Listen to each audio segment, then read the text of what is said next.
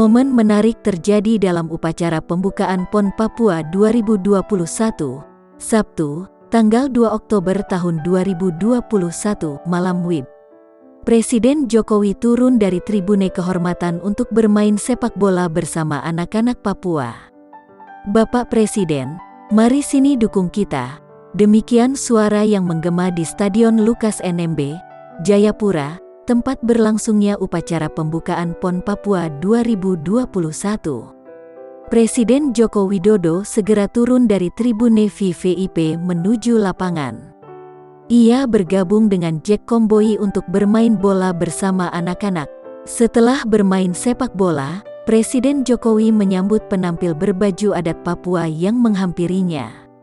Penampil tersebut membawa tifa dan menyerahkannya kepada Presiden Joko Widodo. Presiden Jokowi lantas menabuh tifa. Bunyi tifa itu menjadi penanda dibukanya PON Papua 2021. Marilah kita rayakan PON ini dengan penuh sukacita, menjunjung tinggi sportivitas, mempererat tali persaudaraan, kebersamaan, kesetaraan, serta persatuan dan kesatuan bangsa, ujar Presiden Jokowi.